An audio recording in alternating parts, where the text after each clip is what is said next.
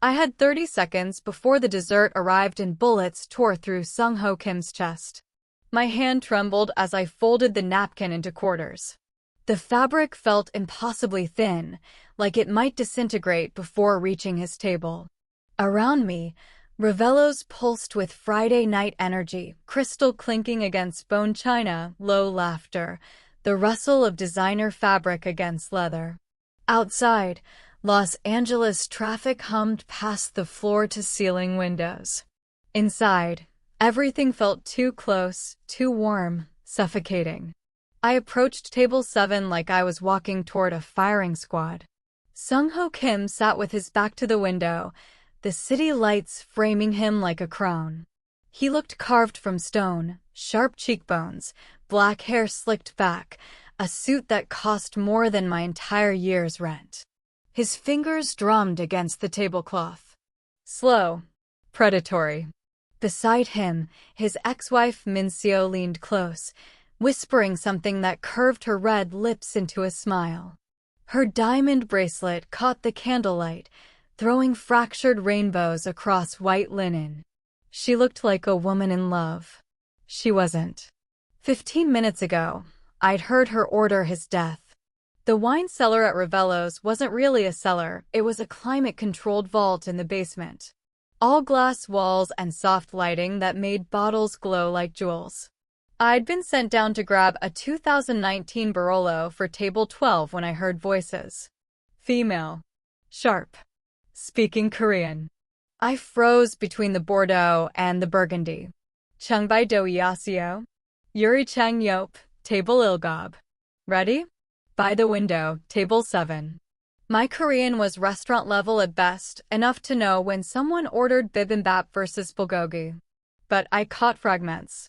Table 7. Window. Ready. Position. Then she switched languages entirely. Something that sounded Russian, faster and harsher, like she was wrapping razor wire around her words. I should have announced myself. Cleared my throat. Made my presence known like a professional. Instead, I stood there, heart hammering, and listened. Clean shot as soon as dessert arrives. The bottle in my hand suddenly weighed 100 pounds. Heels clicked against stone floor, moving toward the stairs. I pressed myself against the wine rack, praying shadows and bottles would hide me. Through gaps between $1,000 vintages, I caught a glimpse of her, tall, elegant, wearing a black dress that cost more than my nursing school debt. Dark hair swept up. Diamond bracelet catching light. Min-seo Park. The woman currently at table 7, playing devoted ex-wife to the man she'd just arranged to kill. When I climbed back upstairs, Barolo forgotten, my brain was screaming. Table 7 by the window. Clean shot. Dessert. I stepped onto the restaurant floor and everything clicked into horrifying focus. One man at the bar, mid-30s, nursing whiskey he hadn't touched in 20 minutes. He wasn't watching the game on screen. He was watching table 7. 3 men near the kitchen. Loitering. Menus open but never ordering. 2 with backs to the wall. The third kept his hand inside his jacket. My heart kicked so hard I thought it might crack ribs. I looked back at table 7 at Sung-ho Kim, laughing at something Min-seo said, completely unaware the woman touching his arm had orchestrated his execution. I could walk away. Clock out early. Say I was sick. Let whatever was about to happen just happen. Men like Sung-ho Kim didn't end up in my world by accident. He'd earned enemies. Maybe he deserved this. But then I thought about mercy unearned and freely given. I thought, I can't just let someone die. So I grabbed a napkin, clicked my pen, and wrote 9 words that would either save his life or end mine. Your ex-wife sold you out. They're in position. I know what you're thinking. Did she just sign her own death warrant? Here's the thing. Sometimes the bravest thing you can do is speak truth to power, even when every instinct screams run. This story is about a woman who refused to stay silent, who chose mercy over survival, and paid a price that would change her forever. Take 2 seconds right now and hit that subscribe button. Drop a comment telling me where you're watching from. New York, Seoul, London, I want to know. Your support fuels these stories. Done? Perfect. Now, let's see what happens when Riley Moore walks back to that table, knowing she just lit a match in a room full of gasoline. Riley Moore's fingers trembled as she cleared the empty martini glass from table 7. The folded napkin sat exactly where she'd left it, beside Sung-ho Kim's water glass. He hadn't touched it yet. The Bellevue restaurant hummed with Friday night energy. Crystal chandeliers threw fractured light across white tablecloths. Somewhere near the kitchen, a cork popped. Riley forced herself to move naturally, refilling wine glasses at table 9, but her peripheral vision stayed locked on him. Sung-ho Kim, 42 years old. Charcoal suit that cost more than her annual rent. Black hair swept back from a face that revealed nothing. He picked up the napkin. Riley's pulse hammered against her ribs. She turned toward the bar, gripping her serving tray until her knuckles bleached white. Don't look back. Don't look back. She counted to 10, then 15. Miss Moore. His voice cut through the restaurant noise like a blade through silk. She turned. Sung-ho hadn't moved from his seat, but his eyes pinned her in place. Dark. Calculating. The napkin sat unfolded on the table. Riley crossed the distance between them. Each step felt like walking through water. Yes, Mr. Kim? He gestured to the empty chair across from him. Sit. I'm working. Sit. She sat. The leather chair felt cold through her black slacks.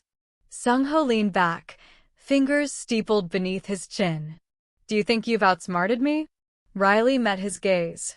Her mother's face flashed through her mind. Sarah Moore, 3 years gone. The last voicemail still saved on her phone. Baby, if anything happens to me, look for the ledger. I think you're the one who's been outsmarted all along. The words came out steadier than she felt. Around them, the restaurant continued its oblivious rhythm. A waiter laughed near the kitchen. Someone ordered the Chilean sea bass. Sung-ho's expression didn't change, but something flickered behind his eyes. Recognition, maybe. Or amusement. Your mother was smarter than you. He picked up his water glass, took a measured sip. She knew when to stop asking questions. My mother's dead. Is she? The question hung between them like smoke. Riley's breath caught. The ledger had shown transactions, dates, wire transfers to accounts in Seoul and Singapore. But nowhere had it mentioned Sarah's fate. Sung-ho set down his glass. The sound seemed too loud. You dropped a napkin with interesting information, he continued. His accent softened the edges of each word. Information about my ex-wife. About positions being taken. He tilted his head. What makes you think I don't already know? Riley's mind raced. Eric Park's warning echoed. He always knows more than you think. But she'd seen the fear in Eric's eyes when he'd given her that ledger. Real fear. Sung-ho stood. The movement was fluid, unhurried. He buttoned his suit jacket with practiced precision. Then he stepped around the table toward her. Riley's chair scraped against hardwood as she pushed back. Too fast. Too obvious. He smiled. It didn't reach his eyes. Walk with me, Miss Moore. We have much to discuss. Riley didn't move. I'm not going anywhere with you. Sung-ho's smile vanished. He glanced toward the bar where Marcus, the night manager, polished glasses. One look from Sung-ho, and Marcus turned away. You already are. He walked toward the exit. Riley's options collapsed around her. Stay and lose the only chance to understand what happened to her mother. Or follow a man who could make her disappear with a phone call. She followed.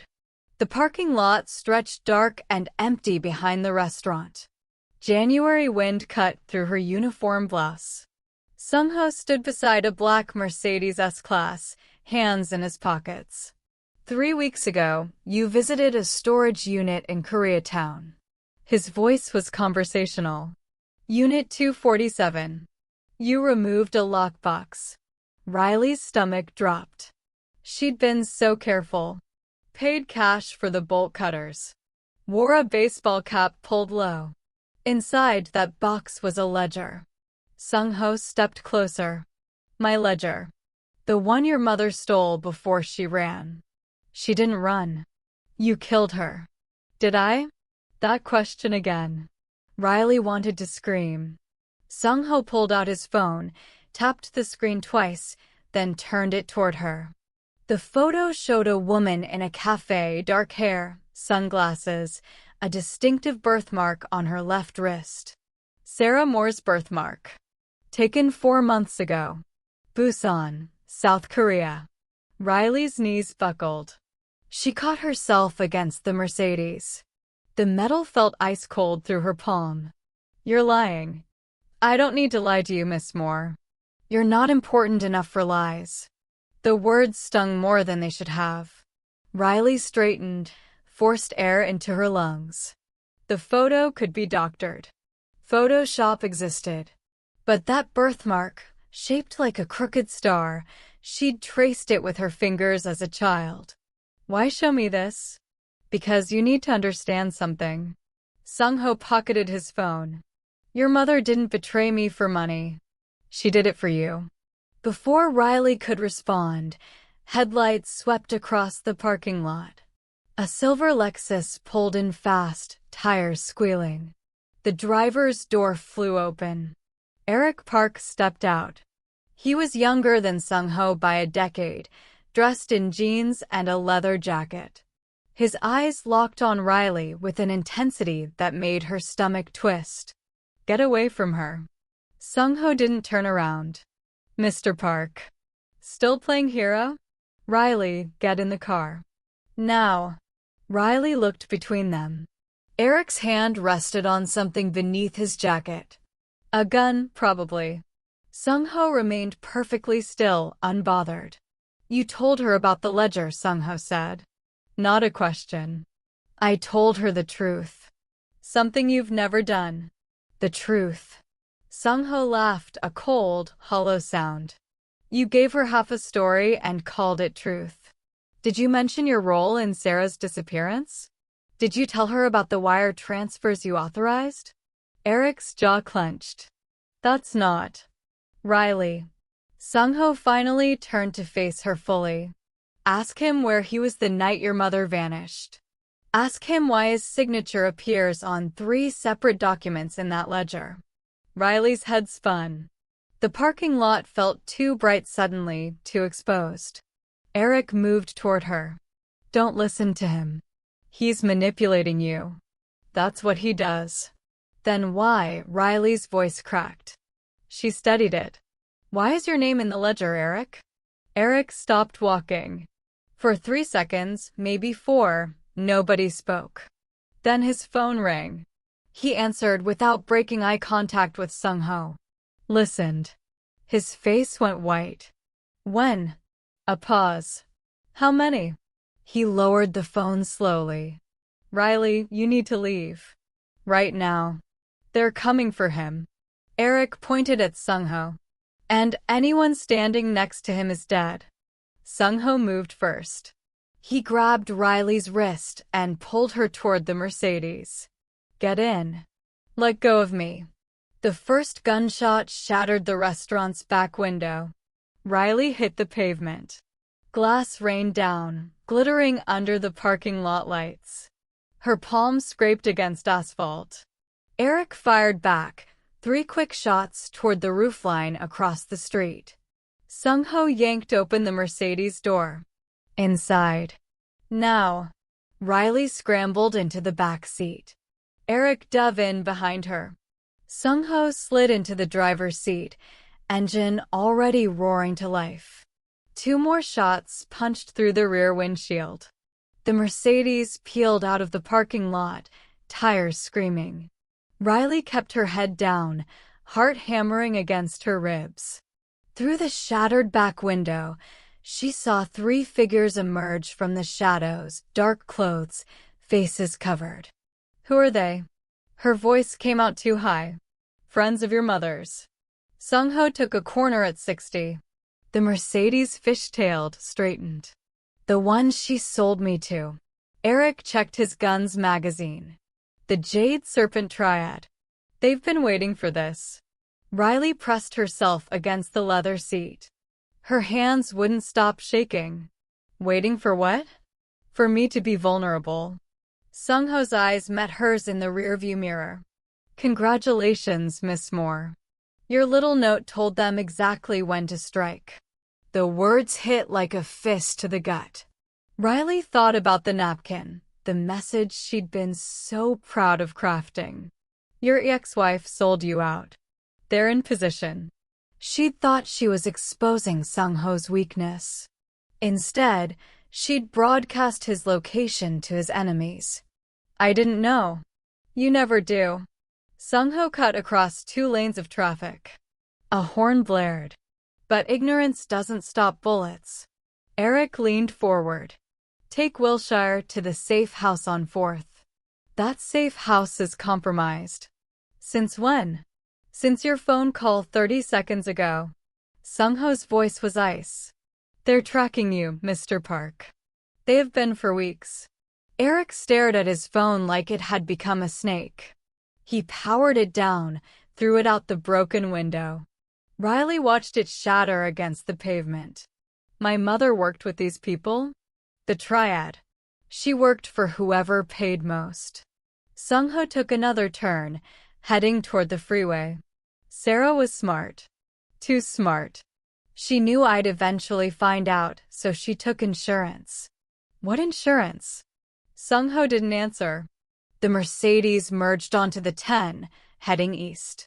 Traffic was light this time of night. Through the destroyed rear window, cold air whipped through the car. Eric suddenly grabbed Riley's shoulder. The ledger. Where is it? At my apartment. We need to get it. Now. Are you insane? Riley shook off his hand. They just tried to kill us. The ledger has names. Accounts. Routes. Eric's grip tightened. Without it, we're blind. Sung-ho can't move money, can't contact his people, can't. A black SUV slammed into the Mercedes from behind. The impact threw Riley forward. Her seatbelt locked, crushing the air from her lungs. Sung-ho fought the wheel as the Mercedes swerved across 2 lanes. The SUV came again, ramming their left side. Metal shrieked. The Mercedes spun 180 degrees. For one weightless moment, Riley saw the freeway spinning around her, lights, cars, concrete barriers, all blurring together. Then they hit the center divider. The airbags deployed with explosive force. White powder filled the air. Riley tasted blood. Her head rang like a church bell. Through the cracked windshield, she saw the black SUV stop 20 feet ahead. 4 men got out. One of them was pointing at her. Sung-ho kicked his door open. Out. Move. Riley's fingers fumbled with the seatbelt. Her ears rang. Blood dripped from her nose onto her uniform. Eric was already out, pulling her through the back seat door. The 4 men advanced slowly. Confident. They had time. The girl, one of them called out. His accent was thick, Cantonese maybe. Give us the girl and walk away. Sung-ho stepped in front of Riley. You can have her when you pry her from my hands. That can be arranged. Gunfire erupted. Eric shoved Riley behind the wrecked Mercedes. Bullets sparked off metal, punched through the hood. She pressed herself flat against the concrete divider, lungs screaming for air. Sung-ho returned fire, controlled, methodical shots. One of the men went down. Then another. But more headlights appeared on the freeway. 2 more SUVs, closing fast. We can't stay here. Eric grabbed Riley's arm. The underpass. 50 yards east. She won't make it, Sung-ho said. She has to. Riley looked between them. Both men had guns drawn, both covered in glass and blood. The freeway stretched dark in both directions. Cars had stopped, drivers ducking low. Sirens wailed in the distance. Why do they want me? Riley's voice shook. I'm nobody. Eric met her eyes. Because you're Sarah Moore's daughter. And Sarah knew where the money went. What money? $47 million. Sung-ho reloaded his gun without looking. Your mother stole it from the Jade Serpent Triad. Then she vanished. The number was too big. It didn't fit in Riley's head. $47 million. Her mother, who'd clipped coupons and bought day-old bread. That's impossible. The ledger proves it. Eric pulled her to her feet. Which is why we need it. Now run. They ran. Riley's legs felt like concrete, but fear pushed her forward. Behind them, more gunshots. Shouting in Cantonese and Korean. Her lungs burned. The underpass loomed ahead, dark, covered in graffiti. Eric pulled her into the shadows just as headlights swept past. They pressed against the wall, breathing hard.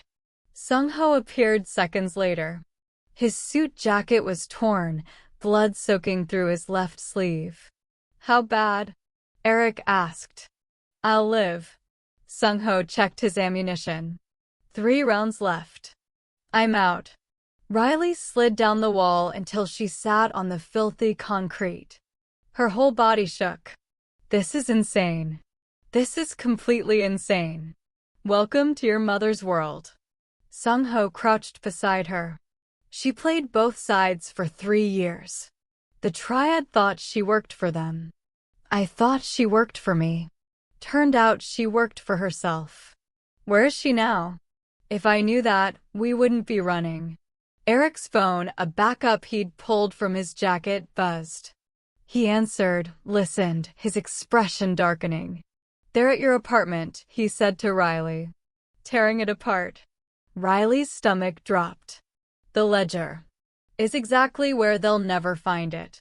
Eric smiled grimly. Because I moved it 2 days ago. Sung-ho stood slowly. You what? Insurance, Mr. Kim. Something I learned from Sarah. The temperature in the underpass seemed to drop 10 degrees. Sung-ho's hand drifted toward his gun. Where is it, Mr. Park? Eric backed up a step. Somewhere safe. Somewhere that requires both of us to access it. Both of Riley's voice cracked. You mean me and you? I mean all 3 of us.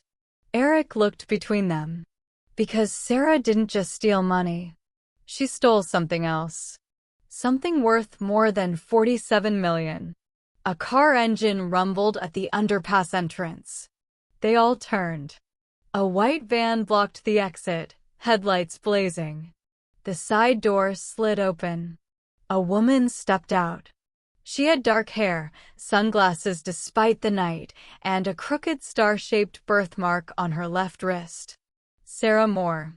Riley couldn't breathe. Couldn't think. Couldn't process what her eyes were showing her. Her mother. Alive. Standing 20 feet away. Mom? The word came out broken. 3 years of grief. 3 years of unanswered questions. 3 years of searching. All of it shattered in a single moment. Sarah Moore removed her sunglasses. Her face looked older, harder. Lines creased her forehead that Riley didn't remember. Hello, baby. Riley's legs moved before her brain caught up. She stumbled forward, but Eric caught her arm. Wait. Let go of me. Riley, wait. His grip tightened. Look at her hands. Sarah's right hand stayed hidden behind her back. Her stance was too rigid, too controlled. This wasn't a mother greeting her daughter. This was something else. Sung-ho stepped forward, positioning himself between Riley and Sarah. You're supposed to be in Busan. I was. Until my daughter decided to play detective. Sarah's eyes locked on Riley. You found the ledger. Not a question. An accusation. You let me think you were dead. Riley's voice shook with fury now, not grief. 3 years. I buried an empty casket. I spoke at your funeral. I know. I was there. The words hit like a physical blow. Riley staggered back against the underpass wall. You were, her throat closed. You watched me bury you? I had to make sure you sold it. The grief. The tears. Sarah took a step closer. The triad was watching. If they suspected I'd faked my death, they'd have killed you to draw me out. Eric moved beside Sung-ho. So you let your daughter suffer instead. I kept her alive. Sarah's voice hardened. Which is more than you two would have done. Sung-ho tilted his head. The money. Where is it, Sarah? Safe. That's not an answer. It's the only answer you're getting. Sarah finally brought her right hand forward. She held a phone, not a gun. I need the ledger, Riley. All of it. Original and copies. Why? Because in 48 hours, the Jade Serpent Triad is meeting with the Yakuza to consolidate power. They're merging operations. West Coast distribution, money laundering, everything. Sarah's finger hovered over the phone screen. That ledger contains every transaction, every route, every contact. With it, the FBI can dismantle both organizations. Riley's head spun. You're working with the FBI? I'm working with myself. The FBI just happens to benefit. Sung-ho laughed, sharp and bitter. Sarah Moore, the patriot.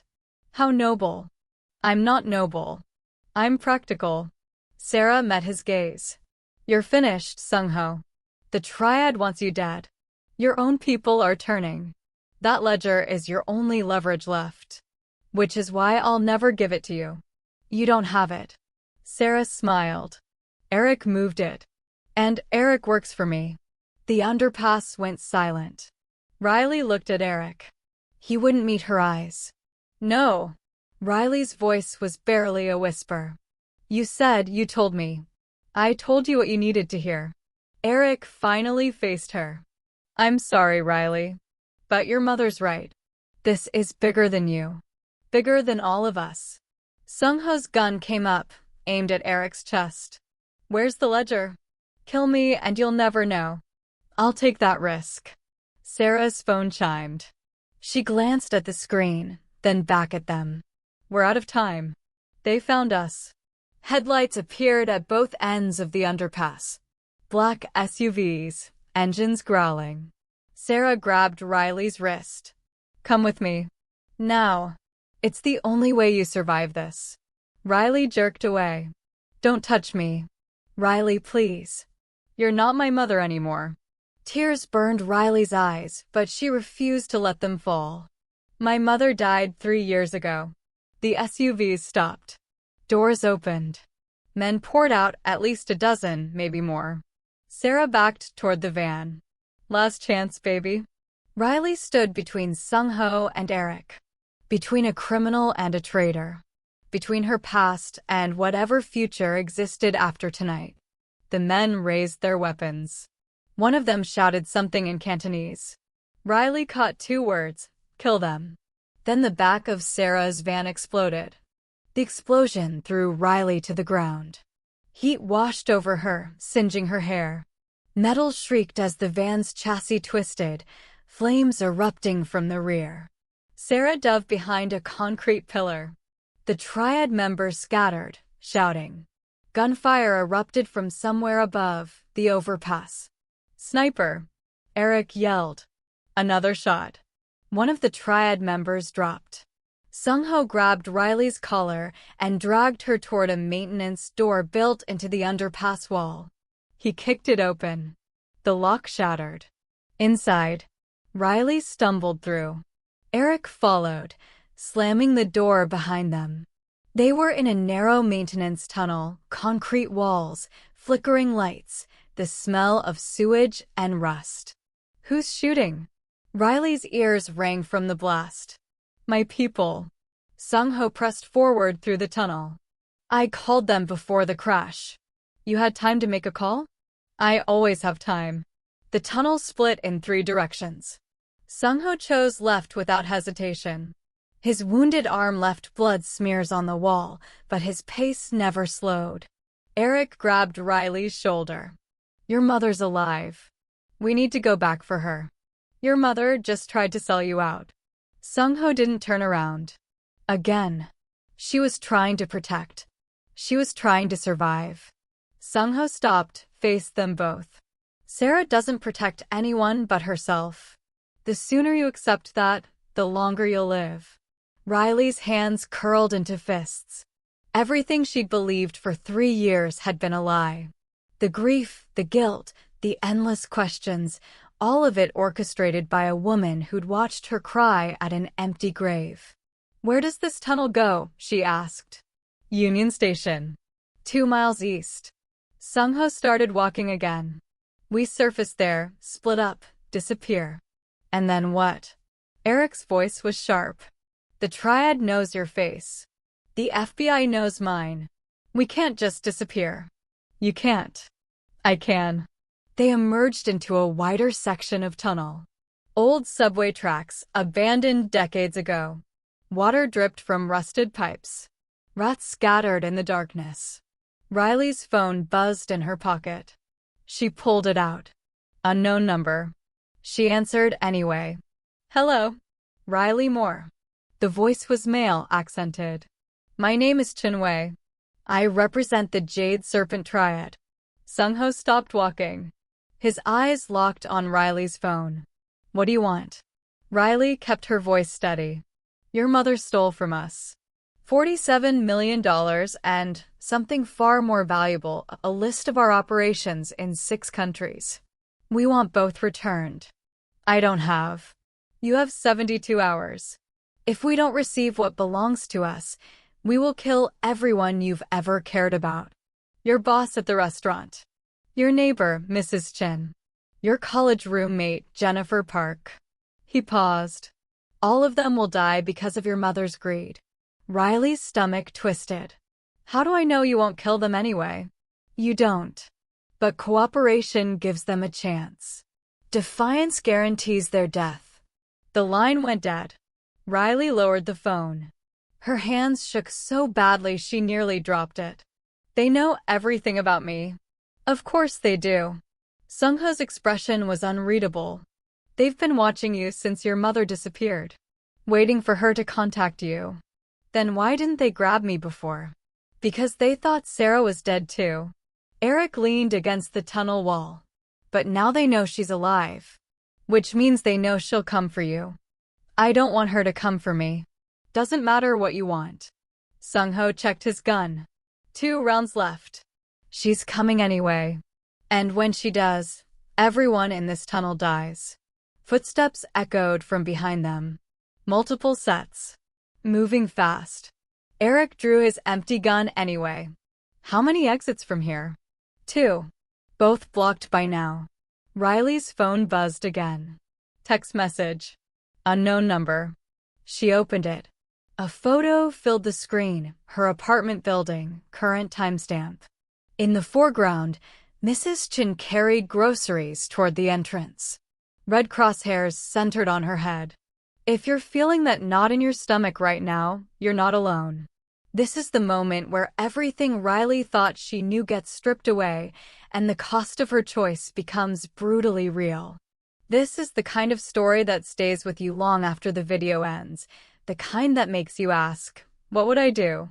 If you're invested in seeing how Riley survives this nightmare, hit subscribe and turn on notifications so you never miss what happens next. Comment below with your prediction. Does she give them the ledger, or does she fight back? Because what comes next will blow your mind. Now let's see what happens when Riley realizes the only way out is through. No. Riley's voice cracked. Not her.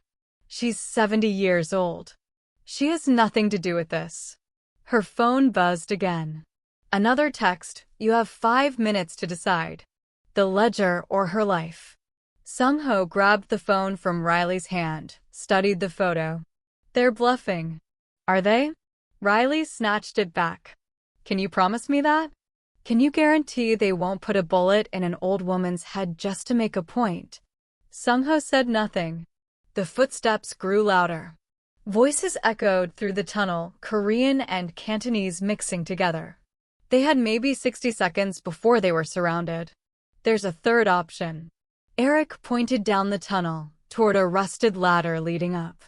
That access shaft leads to Spring Street. We get topside, we call this in to LAPD, FBI, everyone. And while we're making calls, Mrs. Chen dies. Riley shoved her phone in her pocket. I'm giving them the ledger. You don't have it. Then tell me where it is.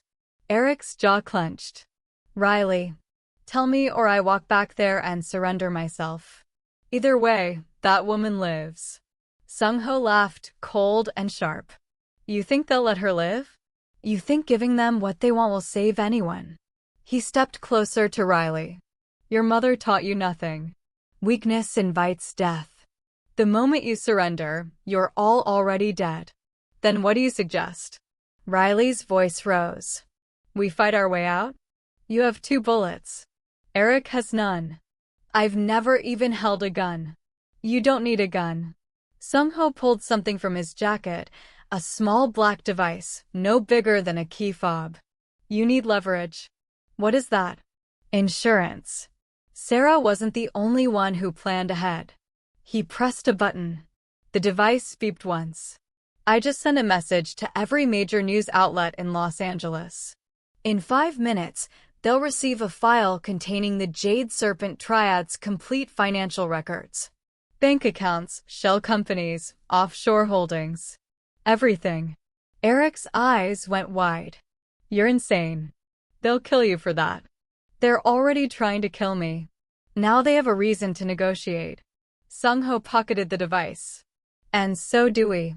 Riley's phone rang. Not a text this time. A call. She answered. Put it on speaker. You stupid, arrogant fool. Chinwei's voice was ice.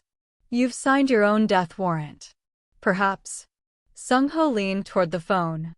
But I've also exposed your entire operation. Every law enforcement agency in the country now knows exactly who you are and where your money flows. You're finished, Mr. Chen. Silence stretched for 3 seconds. Then, the girl's neighbor is dead. Check your phone, Miss Moore. Riley's screen lit up. Another photo. Mrs. Chen on the ground, blood pooling beneath her. Riley's knees buckled. She hit the tunnel floor hard. Couldn't breathe. Couldn't think. Mrs. Chen, who'd baked her cookies every Christmas. Who'd helped her carry groceries when Sarah disappeared. Who'd told her everything would be okay. Dead. Because of her. You see what happens when you play games with us? Chinwei continued. Every hour you delay, another person dies. Your boss is next. Then your roommate. Then. Enough. A new voice cut through the phone. Female. Familiar. Sarah Moore. Let me talk to my daughter. Alone. The phone clicked. Background noise changed. Sarah was moving, going somewhere private. Riley, baby, listen to me very carefully. You promised. Riley's voice was hollow. You said you'd keep me safe. You said everything you did was to protect me. It was. Mrs. Chen is dead. I know. I'm sorry. But if you don't listen to me right now, you'll be next.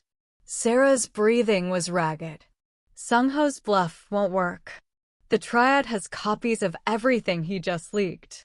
They've been prepared for this scenario for years. Then what do? You meet me. Alone. Exactly where I tell you. Sarah paused. And you bring Sung-ho Kim with you.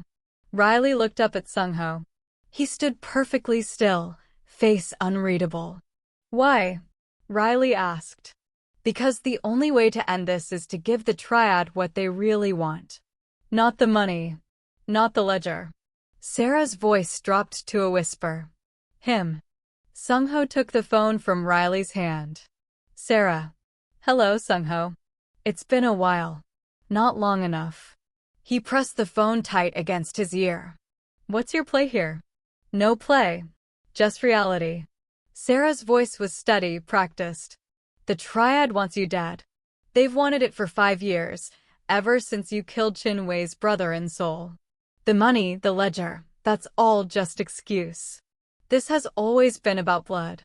Riley pushed herself off the ground. Her legs felt weak, but rage kept her upright. So you're going to hand him over? Trade his life for ours. I'm going to end this. Sarah paused. One way or another. The footsteps in the tunnel had stopped. Too quiet. Riley's instincts screamed danger. Eric grabbed her arm. They're flanking us. Cutting off the exits. Sung-ho ended the call. He looked at Riley with something that might have been respect. Your mother's smart. She's offering them exactly what they want while positioning herself as the broker. She'll walk away clean, ledger intact, probably with a new identity and the 47 million. And we die. Most likely. Riley wanted to scream.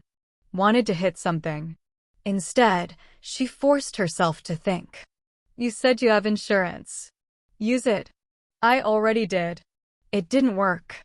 Then what do we have left? Sung-ho smiled, sharp and dangerous. Chaos. He pulled out his phone, made a call. Spoke rapid Korean for 30 seconds, then hung up. What did you just do? Eric asked. I told my people to release everything. Not just the Triad's financials. Everything. Their operations, my operations, the Yakuza connections, the police on their payroll, the politicians taking bribes.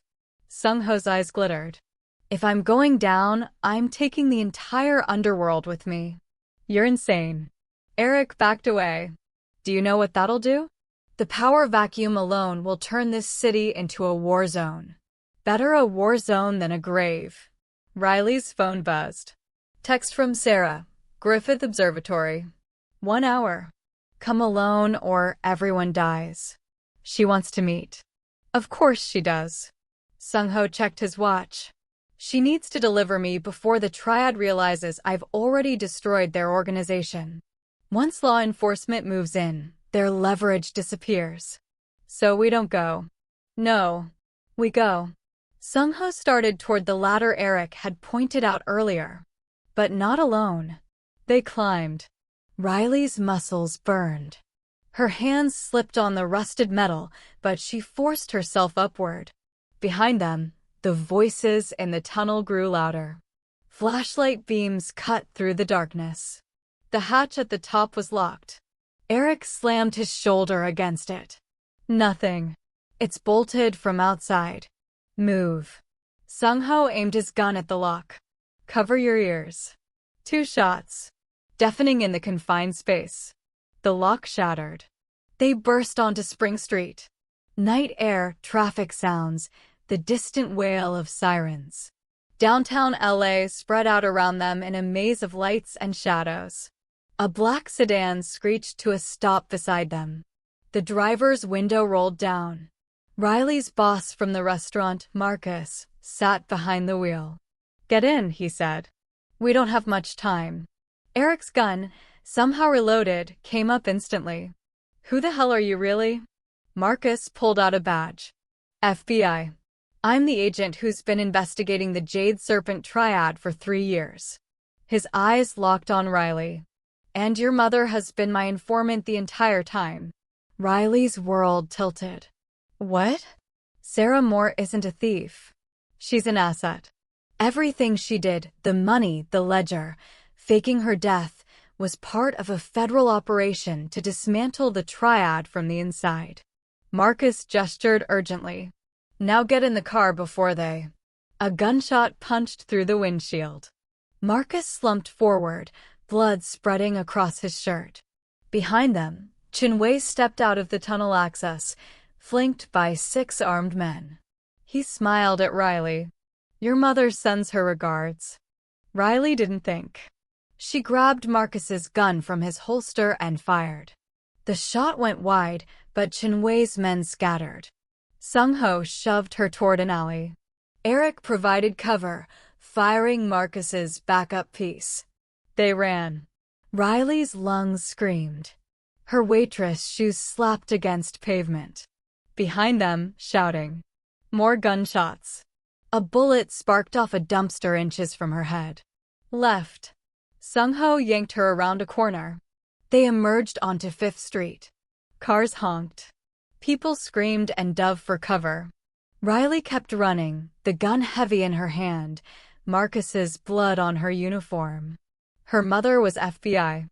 Or working with FBI. Or lying about both. None of it mattered anymore. A white van cut them off at the intersection. The side door flew open. Sarah Moore stood inside, hand extended. Get in. Riley raised the gun.